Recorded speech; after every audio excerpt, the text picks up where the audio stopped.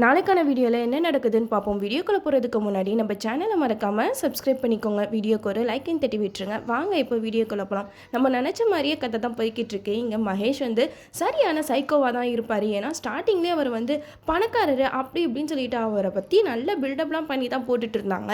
இருந்தாலும் ஒரு டவுட் இருந்துகிட்டே தான் இருந்துச்சு. எந்த ஒரு பொண்ணுக்குமே பெரிய பணக்கார வாழ்க்கை கிடைக்குதுன்னா அதில் கண்டிப்பாக ஏதாவது ஒரு குறை இருக்கும்ல. அந்த குறையை தான் அஞ்சலியோட அப்பா அம்மா இவங்க 2 பேருமே சேர்ந்து மகேஷை பற்றி நல்லா விசாரிக்கவும் செஞ்சாங்க. ஆனால் அந்த இடத்துலலாம் மகேஷ் வந்து தன்னை நல்லவராக காட்டிக்கிட்டாரு.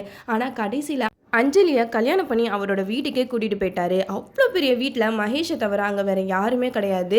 வீட்டில் வேலைக்காரவங்க தான் இருக்காங்க. மகேஷ் வந்து வீட்டை பற்றி கொஞ்சம் கொஞ்சமாக அஞ்சலி கிட்ட சொல்லிக்கிட்டு இருக்காங்க. இங்கே வந்து உனக்கு எல்லா விஷயமே பழகுறதுக்கு கொஞ்சம் நாள் ஆகும். அது வரைக்கும் நீ உன்னோட ரூமில் நீ ஜாலியாக இருக்கலாம். உனக்கு என்ன தேவையோ சொல்லாது, எல்லாத்தையுமே நான் நிறைவேற்றி தரேன் அப்படின்னு ஆரம்பத்தில் நல்ல விதமாக தான் பேசிக்கிட்டு வந்தார். இவர் பேசுகிறதெல்லாம் கேட்டு அஞ்சலி வந்து நம்மளுக்கு இப்படி ஒரு வாழ்க்கை கிடைச்சிருக்கே சொல்லிட்டு சந்தோஷமாக அந்த வீட்டை சுற்றி பார்க்குறாங்க.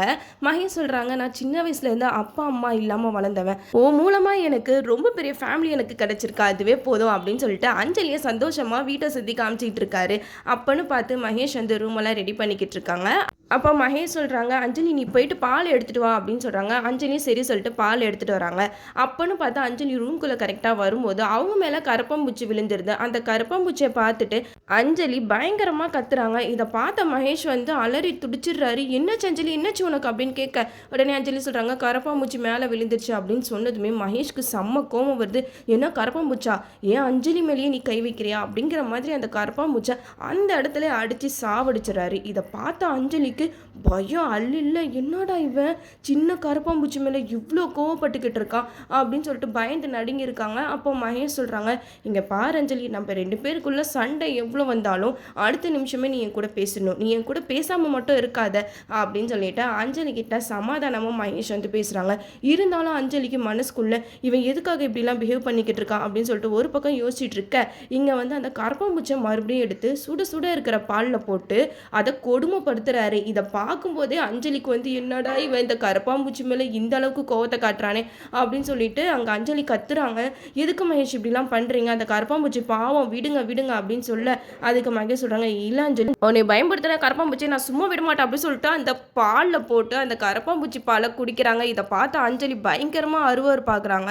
மகேஷ் மேலே இப்போ தான் உங்களுக்கு செம்மையான ஒரு பயம் வருது. இவன் நல்லவனா கெட்டவனான்னு ஒன்றுமே புரியலையே, இவன் பண்ணுறதெல்லாம் பார்க்கும்போது மிருகத்தனமாக இருக்குது, சரியான சைக்கோவாக இருப்பானோ அப்படின்னு சொல்லிட்டு அஞ்சலிக்கு தூக்கமே வரல. ஒரு பக்கம் உட்காந்து யோசிச்சுட்டு இருக்காங்க.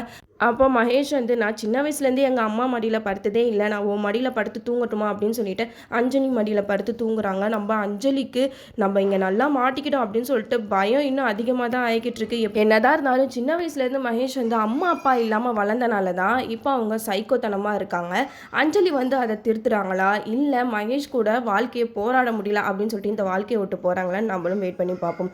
ஓகே வியூவர்ஸ், இந்த வீடியோ உங்களுக்கு பிடிச்சிருந்தா லைக் பண்ணுங்கள்.